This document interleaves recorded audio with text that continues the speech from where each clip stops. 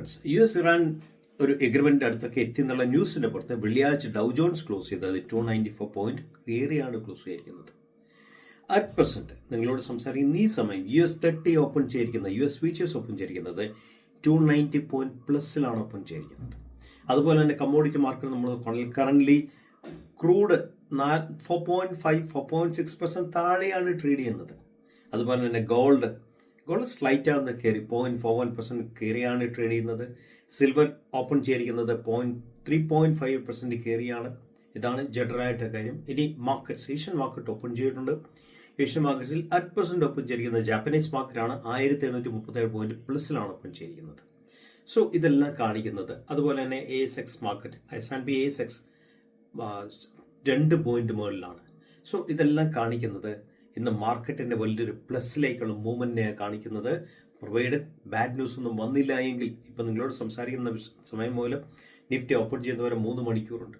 3 മണിക്കൂറിനുള്ളിൽ bad news ഒന്നും വന്നില്ലെങ്കിൽ നമുക്ക് തീർച്ചയായും ഒരു ഗ്യാപ്പ് അപ്പ് ഓപ്പണിംഗ് കാണാൻ സാധിക്കും.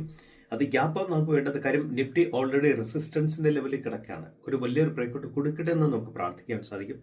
ബ്രേക്കൗട്ട് കൊടുത്താൽ മാത്രം പോലെ ബ്രേക്കൗട്ട് സസ്റ്റെയിൻ ചെയ്യണം. അപ്പോൾ ബാഡ് ന്യൂസ് ഒന്നും വരാൻ പാടില്ല. അതാണ് ഒന്നാമത്തെ കാര്യം. രണ്ടാമത്തെ കാര്യം, കഴിഞ്ഞ ആഴ്ച ട്രെൻഡ് ചെയ്ത പല സ്റ്റോക്കുകളും കൂൾ ഓഫ് കഴിഞ്ഞിട്ട് കയറാൻ കിടക്കുകയാണ്. നിങ്ങളൊക്കെ സ്റ്റോക്കിനെ നിങ്ങൾ മനസ്സിലാക്കുക. ഫസ്റ്റ് ലെഗ് സ്ട്രോങ് ആയിട്ടുള്ള സ്റ്റോക്ക്. ഫസ്റ്റ് ലെഗ് എന്ന് വെച്ചാൽ എന്താ, 4 ഡേയ്സ് 5 ഡേയ്സ് ഉണ്ട്. 25%, 30%, 35% കൊടുത്ത സ്റ്റോക്കുകളാണ്. ഇതൊക്കെ കൂൾ ഓഫ് കഴിഞ്ഞിട്ട് കയറാൻ കിടക്കുകയാണ്.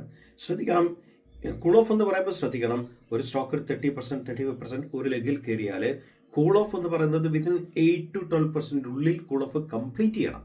അല്ല കയറി അത്രയും പ്രൈസ് തിരിച്ച് കോംപ്രമൈസ് ചെയ്ത് താഴെ വരാണ് കൂൾ ഓഫ് അല്ല, അത് സെല്ലായിട്ട് മാറും. അതുപോലെ തന്നെ കഴിഞ്ഞ ആഴ്ച സ്റ്റോപ്പായിട്ട് ട്രെൻഡ് ചെയ്ത പല സ്റ്റോക്കുകളും കൂൾ ഓഫിലേക്ക് പോകാൻ പോവുകയാണ്. ഇത് 2 കാര്യങ്ങളും ശ്രദ്ധിച്ച് വേണം മാർക്കറ്റ് ട്രേഡ് ചെയ്യാനായിട്ട്.